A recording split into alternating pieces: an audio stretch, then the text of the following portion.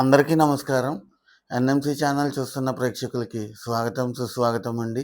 మరి ఈరోజు మన ఎన్ఎంసీ ఛానల్ చూస్తున్న ప్రేక్షకులతో మేము ఒక ముఖ్యమైన టాపిక్‌ని మాట్లాడడం కోసం మీ ముందుకు రావడం జరిగింది ఫ్రెండ్స్. ఏంటంటే ఆధ్యాత్మికంలో ఈ టాపిక్ మాట్లాడదాం. ఆధ్యాత్మికంలోంచి అంటే స్పిరిచువాలిటీలోంచి ఈ టాపిక్ మాట్లాడదాం, ఆ టాపిక్ మాట్లాడదాం అంటూ మనం ఎన్నో వీడియోలు చేస్తున్నాం కదా! అసలా స్పిరిచువాలిటీ అంటే ఏంటి? అంటే ఆధ్యాత్మికత అంటే ఏంటి? అనే దాని మీద దీన్ని మనం ఎలా అర్థం చేసుకోవాలి అనే దాని మీద కొంచెం క్లుప్తంగా మాట్లాడుకుందాం. Okay friends. స్పిరిచువాలిటీ అంటే మనం పూజలు చేయడం, గుళ్ళని దర్శించడం, పుష్కరాలకెళ్ళడం, నదుల్లో స్నానం చేయడం ఇదే అనుకుంటారు. లేపోతే ఇది వేరే కులానికి సంబంధించింది, వేరే మతానికి సంబంధించింది. అందుకని అని అనుకుంటూ ఉంటారు. కానీ ఇదేది కాదండి. స్పిరిచువాలిటీ అంటే దాని అర్థం ఏంటంటే, ఒక వ్యక్తి తన గురించి తాను తెలుసుకోవడానికి చేసే చేసే ప్రయాణాన్ని స్పిరిచువాలిటీ అంటారనమాట. ఓకే. ఒక వ్యక్తి నేను శరీరాన్ని కాదు ఆత్మ అని తెలుసుకోవాలనే మెయిన్ ప్రయత్నాన్ని ఇది. దీన్ని మనం మెయిన్‌గా 3 పాయింట్స్‌తో చాలా చక్కగా తెలుసుకోవచ్చండి. 3 విషయాలతో తెలుసుకోవచ్చు. ఒకటి ఏంటంటే సెల్ఫ్ అవేర్‌నెస్ అంటారు. సెల్ఫ్ అవేర్‌నెస్ అంటే తన గురించి తాను తెలుసుకునే విధానం. తన గురించి తాను ఎలా తెలుసుకుంటాడు? ఏ విధంగా తెలుసుకుంటాడు? పక్కనోళ్ళు చెప్తే తెలుసుకోవడం కాదు. నీ గురించి నువ్వు గొప్పోడివి, నువ్వు మంచివాడివి, నువ్వు హీరోవి అని పక్కనోడు చెప్తే కాదు. నీ గురించి నువ్వు తెలుసుకోవాలి. నీ గురించి నువ్వు తెలుసుకోవాలంటే ఏం చేయాలి? నువ్వు మనిషి కాదు, శరీరానివి కాదు, నువ్వు ఆత్మవి అని నీకెలా తెలుస్తదంటే, నువ్వు ధ్యానం అనే సాధన చెయ్యాలి. ఖచ్చితంగా నీ వయసెంతో అన్ని నిమిషాలు ధ్యానం చేయాలని మన పత్రి సార్ చెప్తూ ఉంటారు కదా! కాబట్టి నువ్వు అక్కడ సాధన చేస్తూ, నువ్వు ధ్యానం చేస్తూ, నీ సాధన చేసుకుంటూ వెళ్తే, నువ్వు ఈ శరీరానివి కాదు, ఆత్మ అనే సంగతి నీకు తెలుస్తుంది. దాని ద్వారా నీ గురించి నీకు తెలుస్తుంది. అంటే నీ మీద నీకు సెల్ఫ్ అవేర్‌నెస్ వస్తుంది. Right? Second point. Second point ఏంట్రా అంటే అనుబంధం, కనెక్షన్. దేనితో కనెక్షన్ కావాలి నీకు? నీకు దేనితో కనెక్షన్ కావాలి? నీ చుట్టుపక్కల ఉన్న ప్రకృతి మాతతో నీ కనెక్షన్ ఉండాలి. ఎందుకంటే ప్రకృతి మాత నుంచి నీకు చక్కనైన ఆహారం వస్తుంది, చక్కనైన గాలి వస్తుంది, చక్కనైన నీళ్లు వస్తున్నాయి. మంచి మంచి అన్నీ అంటే పంచభూతాల నుంచి శరీరం తయారవుతుంది. కాబట్టి మనం ప్రకృతి మాతతో ఎప్పుడు కనెక్షన్‌ని బిగించుకోవాలి. అంతేగాని డబ్బు ఉంది కదా అని డబ్బు ఇచ్చే ప్రతి ఒక్కడితోని కనెక్షన్ ఉండకూడదు. అంటే బంధం, బంధుత్వం అనేది కేవలం ప్రకృతి మాతతోనే నీకు ఏర్పడాలి. ప్రకృతి మాతతో నీకు ఎప్పుడైతే బంధం, బంధుత్వం ఏర్పడుతుందో దట్ ఈస్ యువర్ లైఫ్ అన్నమాట. ఓకే. మూడవది అంతర్గత శాంతి అనమాట. మూడోదొచ్చి ఏంట్రా అంటే అంతర్గత శాంతి. ఈ అంతర్గత శాంతి ఏంటి అని అనుకుంటున్నారా? దాన్నే ఇన్నర్ పీస్ అంటారు. ఇన్నర్ పీస్ అంటే నీ లోపల కలిగే యొక్క శాంతిని ఇన్నర్ పీస్ అంటారు. ఇది ఎలా కలుగుతుంది? బాహ్యంగా అంటే బయట ప్రపంచంలో ఎన్నో శబ్దాలను వింటూ ఉంటాం. ఎన్నో శబ్దాలు అంటే ఫోన్ ద్వారా అవ్వచ్చు, టీవీ ద్వారా అవ్వచ్చు, లేపోతే బయట ఎక్కడైనా ఊరేగింపు అయితే ఆ డప్పుల ద్వారా అవ్వచ్చు, మనం మాట్లాడే మాట ద్వారా అవ్వచ్చు. వీటన్నిటి ద్వారా మనకి తెలియకుండా మన శరీరానికి అశాంతి కలుగుతూ ఉంటుందన్నమాట.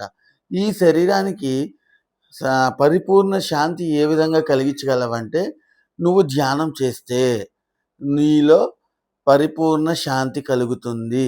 ఎప్పుడైతే నీలో ఆ పరిపూర్ణత కలిగిన శాంతి నీలో కలుగుతుందో, నీ యొక్క లైఫ్ నువ్వు లీడ్ చేయొచ్చని మనం ఈ ఆధ్యాత్మికంలో ఈ 3 పాయింట్ల ద్వారా తెలుసుకోవచ్చు.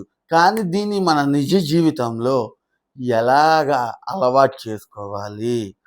ఏ విధంగా అలవాటు చేసుకోవాలి అని మీలో ఎవరికైనా డౌట్ వస్తుందా? కాబట్టి నేను క్లుప్తంగా చెప్తాను చూడండి. ఫస్టు దీన్ని అలవాటు చేసుకునే విధానం. రోజు క్రమం తప్పకుండా మనం చేయాల్సినయి ఇక్కడ 4 పనులున్నాయి. 4 పనులేంటంటే ఫస్ట్ పని ఖచ్చితంగా ధ్యానం చేయడం. నీ వయసెంతో అన్ని నిమిషాలు చేస్తావో, గంటల తరబడి చేస్తావో, ఎంతసేపైనా సరే క్రమం తప్పకుండా రోజు ధ్యానం చేయాలి. ఇది ఫస్ట్ పాయింట్. సెకండ్ పాయింట్ మౌనం. మౌనాన్ని కొంచెం పాటించడం అలవాటు చేసుకోవాలి. ఎందుకంటే ధ్యానం అంటే శ్వాస మీద ధ్యాస అని ఎలా వస్తుందో, వాక్చాతుర్యం మీద ధ్యాస అనడానికి ఈ మౌనాన్ని మనం పాటించాలి. మనం మాటల్ని కట్టివేయడం కాదు, నోరు కట్టేసుకొని ఉండడం కాదు మౌనం అంటే. ఆలోచనల్ని నియంత్రించడమే ఈ అసలైన మౌనం. ధ్యానం ద్వారా నువ్వు ఆలోచనలు కట్ చేస్తావు. కానీ మౌనం ద్వారా ఆలోచనల్ని నియంత్రిస్తావు. అంతే. అర్థమైందా? ధ్యానం ద్వారా నువ్వు ఆలోచనలను కట్ చేసుకోగలుగుతావు. అది నువ్వు ధ్యానం చేసుకున్నంత సేపు లేదా ఒక అరగంట, ఒక గంట కట్ చేసుకోగలుగుతావు. కానీ మౌనాన్ని పాటిస్తే నిత్యం గూడా నువ్వు ఆలోచనలు లేకుండా అతి త్వరలో నువ్వు శూన్య స్థితిని పొందుతావన్నమాట. ఓకే. ఇంకోటి నిస్వార్థ సేవ. నిస్వార్థ సేవ. ఇది ఖచ్చితంగా పాటించాల్సిన మూడో పాయింట్. ఏంటి ఆ నిస్వార్థ సేవ అంటే, నువ్వు ఫలితాన్ని ఆశించకుండా విశ్వం కోసం ప్లేట్లు ఎత్తడం దగ్గర నుంచి గానీ, టెంట్లేయడం దగ్గర నుంచి గానీ, ఎంత కష్టపడితే అంత కష్టపడి సేవనందించడమే నిస్వార్థ సేవ. ఇది ఖచ్చితంగా నువ్వు పాటించాలి. మనకి పిరమిడ్ సొసైటీ మూమెంట్‌లో ఏదైనా యజ్ఞం జరుగుతుందంటే, నేను సేవలో పాల్గొంటాననేసి అందరూ దూరి, కొంతమందేమో అన్నదానం దగ్గర వడ్డించడం అది సేవ అనుకుంటారు. కొంతమందేమో తిన్నవాళ్ళ ఆకులు తీసి ఇది సేవ అనుకుంటారు. ఏదైనా సరే సేవే. నిస్వార్థంగా చెయ్యాలి. ఒక పక్కన చేస్తూ ఇంకో పక్కన తిట్టుకోకూడదనమాట. అంటే ఒక పక్కన చేస్తూ ఇంకో పక్కన మనం నోట్లో నుంచి కామెంట్ చేయకూడదు. దీన్నే నిస్వార్థ సేవ అంటారు. కాబట్టి నిస్వార్థ సేవని అందరూ ఆచరించాలి. ఓకే. నాలుగోది ఇందాక మనం అనుకున్నట్టు ప్రకృతితో అనుసంధానం అవ్వాలి. ప్రకృతితో అనుసంధానం అంటే రోజు కనీసం 24 గంటలు ఉంటున్నాయండి నీకు టైంలో రోజు మొత్తంలో. ఒక్క అరగంట ప్రకృతి మాతో గడపలేవా? ఒక్క అరగంట ప్రకృతి ఒడిలో కూర్చోలేవా? ఒక్క అరగంట నీకు ఆక్సిజన్ అందించే చెట్లతో మాట్లాడలేవా? ఒక్క అరగంట మరి చూసుకున్నట్లయితే ఇలాగా మనకు ఆహారాన్ని అందిస్తున్న మొక్కలు, చెట్లతో మాట్లాడలేవా?